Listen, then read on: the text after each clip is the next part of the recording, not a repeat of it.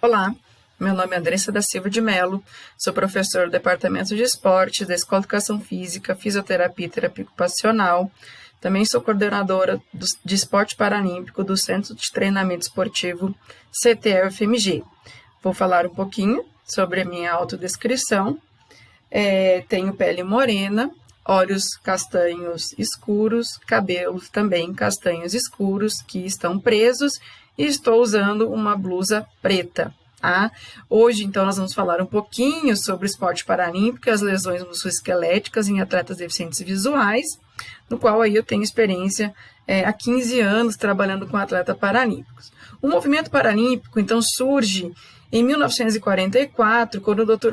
Ludwig Guttmann, um médico neurologista, resolve utilizar então uma prática esportiva como parte do tratamento de reabilitação de veteranos da Segunda Guerra Mundial. Então ele utiliza a prática esportiva como método, de reabilitação e inclusão social, principalmente de lesados medulares, essa Segunda Guerra Mundial, e de amputados. Tá? Os Jogos Paralímpicos, então, surge oficialmente em 1960 e é considerado o maior evento esportivo mundial envolvendo pessoas com deficiência. No Brasil, a gente teve a oportunidade de sediar os Jogos Paralímpicos em 2016, no Rio de Janeiro, e agora estamos, então, na expectativa de Tóquio 2020, que serão realizados, então, em 2021. No movimento paralímpico existem hoje no calendário oficial 22 modalidades que são adaptadas, de verão e 6 modalidades de inverno. O esporte paralímpico no Brasil, ele vem se destacando muito nos últimos 3 ciclos paralímpicos, então sai de Barcelona em 1992 o 37º lugar, alcançando um 9º lugar nas Paralimpíadas de Pequim em 2008, depois um 7º lugar nas Paralimpíadas de Londres 2012 e um 8º lugar no Rio 2016. Então, o Brasil é considerado uma potência mundial paralímpica porque tem ficado nos últimos ciclos paralímpicos entre os 10 melhores países em colocações em Jogos Paralímpicos. E o Brasil tem feito um trabalho muito importante, desde a captação de novos atletas, de novos talentos. O investimento do Brasil cresceu no esporte paralímpico a nível nacional nesses últimos ciclos paralímpicos, fazendo com que essa evolução, essa busca pela performance, pelo desempenho esportivo, tem sim resultados impressionantes, fazendo com que o Brasil tenha aí se destacado no cenário mundial.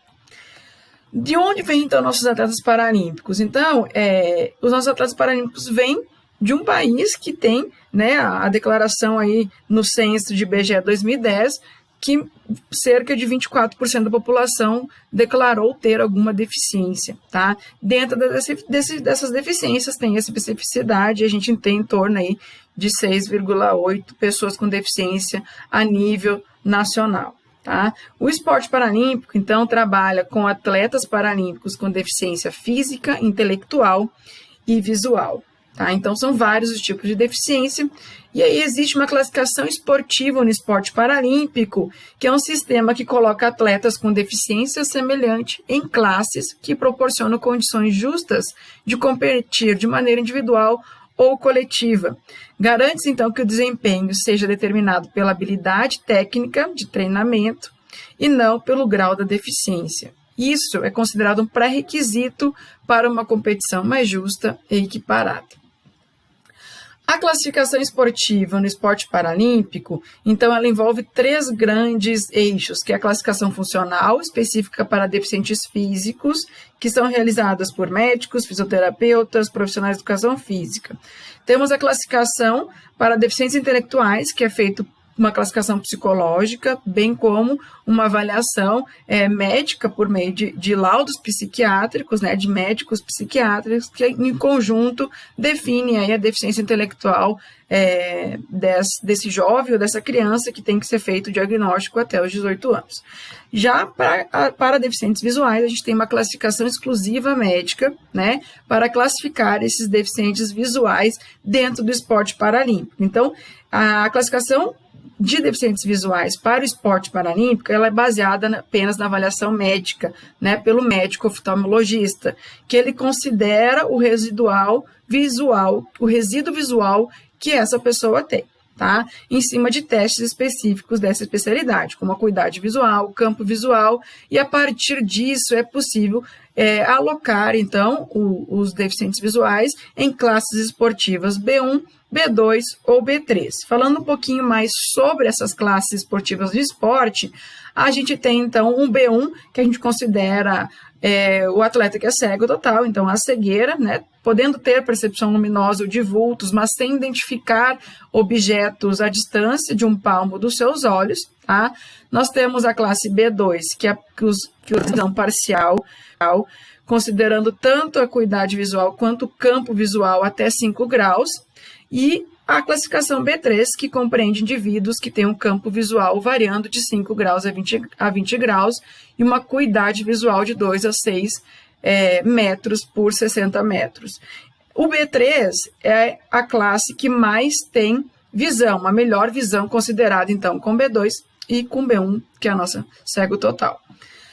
Dentro das modalidades paralímpicas para deficientes visuais, a gente tem uma gama de oportunidades a oferecer para esses deficientes visuais que queiram ser atletas, que queiram praticar uma atividade física adaptada, tá? Nós temos o atletismo para deficientes visuais. Dentro do atletismo, então, a gente vai ter essas classes B1, B2 e B3, sendo que o atleta B1, né, ele tem que obrigatoriamente ter o acompanhamento de um atleta guia, tá?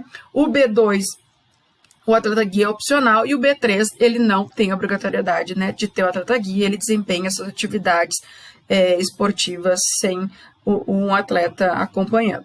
Nós temos a modalidade de goalball, que é uma modalidade específica e criada para o esporte paralímpico, ele é exclusivo para deficientes visuais, tá? Nós temos o ciclismo, nós temos o judô paralímpico, a natação, o futebol de 5, então mostrando aí uma grande variedade de opções de modalidades esportivas para deficientes visuais, tá? Então já falei novamente ainda demonstrando a importância do atleta guia no atletismo para atletas B1, a importância desse atleta guia, né, intervir como um meio de ser a visão desse atleta, né, e ajudando esse atleta aí no desempenho esportivo, tá?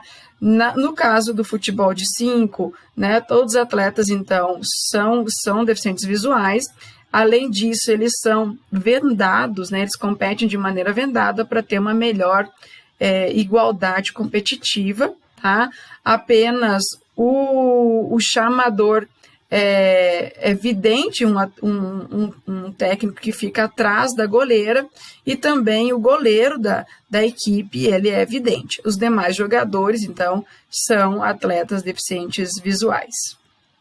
Então, o goalball é uma modalidade específica e criada para deficientes visuais, uma modalidade sensacional, né, que demanda de muita acuidade auditiva, né, porque a bola, tanto no futebol 5 quanto no goalball, ela tem um guiso dentro que faz um barulho, como se fosse um chocalho, e os atletas se locomovem dentro da quadra, né, por meio desse som, dessa orientação sonora que a bola apresenta, tá? No judô paralímpico, nós temos, então, os atletas divididos por categorias por peso, mas eles podem ser B1, B2 ou B3, tá? E um diferencial é que o atleta B1 tem uma marcação num círculo vermelho no seu kimono, indicando que o atleta é cego total e é B1. Também temos modalidades de inverno, tá? Como o esqui, né? Outras modalidades também dentro dessas 6 que eu já falei anteriormente, possibilidades de ter deficientes visuais competindo também em modalidades de inverno. Muito importante, então, a gente falar um pouquinho sobre qual que é o perfil dessas lesões esportivas em atletas deficientes visuais, tá? Então, a literatura já nos traz aí alguns estudos específicos dos aspectos de lesões esportivas em atletas com deficiência visual, tá?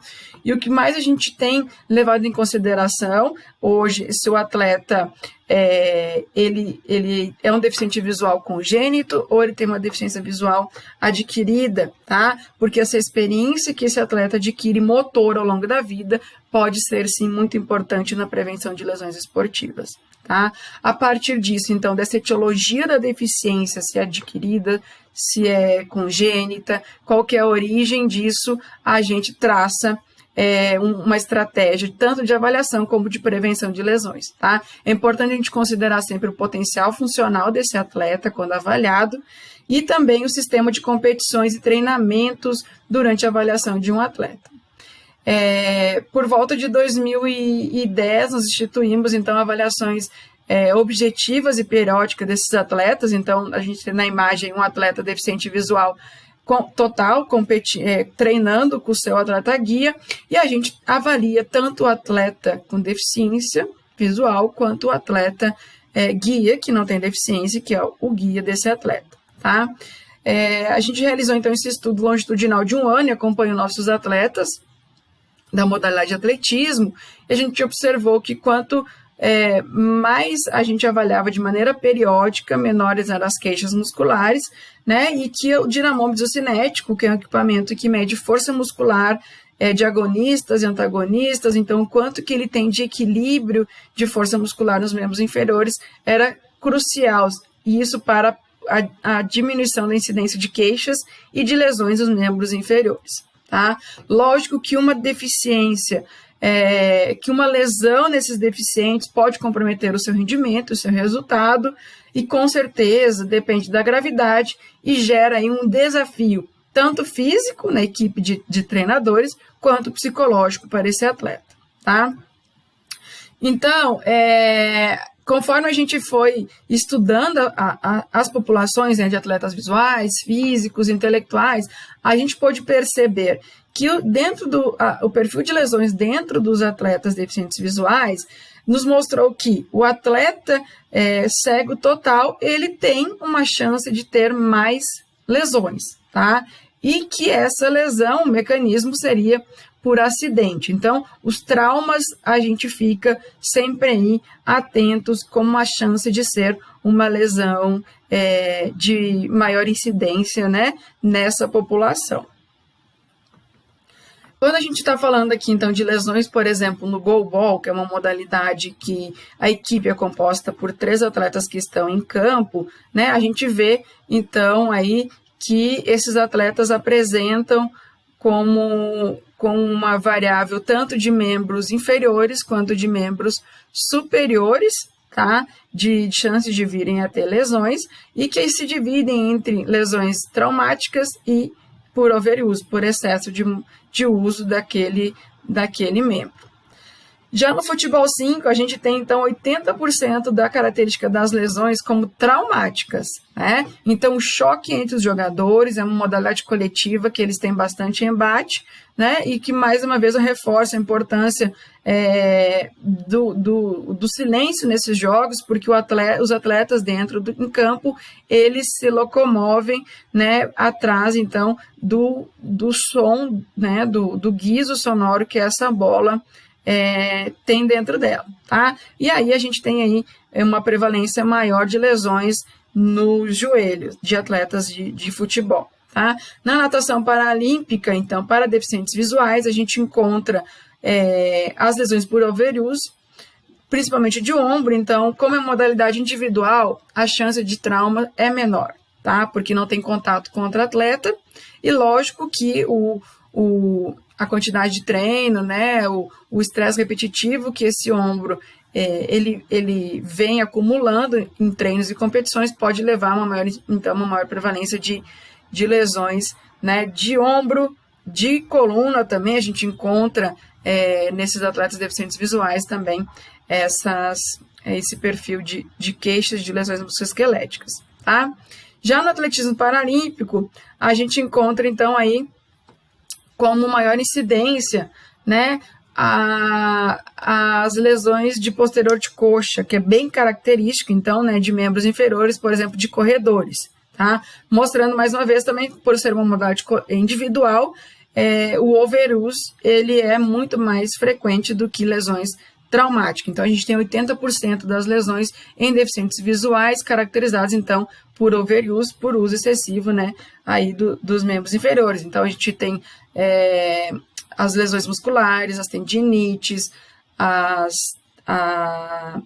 sinovites, e a gente tem, então, uma série de afecções de membros inferiores, tá? Quando a gente fala, então, em lesões no judô, né, que é uma modalidade exclusiva para deficientes visuais, nós encontramos o ombro e o joelho como os locais mais acometidos nesses atletas de judô paralímpico. Tá? Em relação às considerações gerais, a gente pode levar em consideração, então, que os atletas B1, né, que são os atletas cegos, eles têm uma maior chance de vir a ter lesão do que os atletas B2 e B3. Tá? O predomínio de lesões em atletas com deficiência visual é maior em membros inferiores. As contusões, então, as lesões traumáticas são mais evidentes nos nossos atletas quando a gente fala de modalidades coletivas, tá? Em relação à prevenção de lesões, a gente tem trabalhado muito com orientações, né? E espera-se que isso mude o quanto antes também em regras no esporte paralímpico, que são o uso de equipamentos anticontusão, tá? A prevenção de lesões em corredores, então é importante quando a gente está trabalhando com deficiente visual e com o seu atleta guia ou com o seu treinador que está orientando e conduzindo um treinamento esportivo, também auxiliar nessa correção de movimentos, auxiliar no fortalecimento muscular específico desses atletas. Tá? Então, evitar o overtraining, fazer alongamentos e fortalecimentos musculares de membros inferiores, sempre também treinar com um guia específico. Então, esse atleta tem que ter uma convivência, né, muito bacana com o seu atleta guia, porque ele não pode ficar trocando muito de atleta guia, né? Sempre fazer o reconhecimento espacial do local de treino, de competição, porque isso também nos ajuda na locomoção desses atletas dentro desses locais, né? Isso é muito importante quando a gente fala de deficientes visuais. Estimulação precoce, então, quanto ao gesto esportivo. Então, se a gente tem uma criança com deficiência visual, um adolescente com deficiência visual, quanto antes a gente expor essas crianças e adolescentes, esses jovens, à prática de modalidades esportivas, isso, consequentemente, nos ajuda a prevenir mais lesões futuras quando essa criança ou adolescente vir a se tornar um atleta paralímpico. Tá? E isso faz parte também aí da estimulação, né, motora, estimulação global dessa infância que essa criança com deficiência visual também adquire, né, que muitas vezes nos deixa surpresa com as habilidades que essa criança com deficiência visual possui. Tá? Em relação às considerações finais, então, assim, o esporte paralímpico para atletas com deficiência visual ajuda a vencer barreiras e limitações impostas pela própria deficiência e sociedade, contribui para a melhora da autoestima, da motivação, da autonomia e da independência, sempre levando em consideração, então, a atenção com as principais lesões, que são as contusões, e os atletas mais acometidos são, então, os deficientes visuais classificados como B1. Tá? Mas o esporte paralímpico é energia, alegria e muitas vezes é esperança aí para os deficientes visuais. Gostaria de deixar o convite aí para conhecer o Centro de Treinamento Esportivo do CTE, que é o CTE da UFMG. Lá dentro a gente tem um setor de esporte paralímpico, nós contamos com uma estrutura fantástica que é possível o desenvolvimento de algumas modalidades paralímpicas, né, como o atletismo, a natação, o halterofilismo, e também temos atletas no judô paralímpico, que são deficientes visuais, e no para-taekwondo, tá? A estrutura conta com material específico para o treinamento de deficientes visuais, físicos e intelectuais, tá? Lá dentro nós temos, então, o desenvolvimento desse projeto Esporte Paralímpico de Alto Rendimento, que é a formação de atletas, de recursos humanos e o desenvolvimento de pesquisa. Então, a gente recebe atletas para treinar, né? Então, na natação nós temos deficientes visuais, no atletismo nós temos deficientes visuais e no judô nós também temos deficientes visuais, né? Nós também temos cursos que a gente organiza ao longo do ano para formar novos profissionais, ou da psicologia, da nutrição, da fisioterapia e da educação física, para trabalhar com esse público na sua carreira profissional, além do desenvolvimento de pesquisa, que é muito importante para a gente alinhar, né, tanto a extensão quanto o ensino e a pesquisa nessa área. Tá? Já passaram pelo centro de treinamento 91 atletas paralímpicos, hoje a gente tem treinando e sendo monitorados 60 atletas com deficiência, né, nas modalidades de atletismo, natação e halterofilismo. tá? Então, é importante a gente deixar, né, à disposição das associações de deficientes visuais, que queiram conhecer, né, que queiram se aproximar, e quem sabe aí a gente ter uma parceria e trazer essas crianças, jovens, né, e adultos com deficiência que queiram aí se tornar um atleta paralímpico, porque o foco do centro de treinamento é fomentar o alto rendimento. Tá? O ano passado nós fomos reconhecidos pelo Comitê Paralímpico Brasileiro, que é a instituição máxima no Brasil, como um centro de referência paralímpico brasileiro. Tá? Então ele também nos dá um apoio imenso na formação de atletas, no desenvolvimento de pesquisa, na formação de recursos humanos, além da gente contar com o apoio da Secretaria Especial de Esporte, do Ministério da Cidadania, do Governo Federal. Então agradeço desde já a minha participação, né? Então deixo aqui meu contato de e-mail, também se quiserem seguir nossas redes sociais, o meu laboratório é o CEP, que está fazendo, né, apoiando esse evento. Então, assim, acho que é muito importante a gente deixar aqui à disposição o nosso contato e nos deixar à disposição para novas parcerias dentro da FMG. Muito obrigada à comissão organizadora do 8º Congresso de Neurovisão. Grande abraço a todos.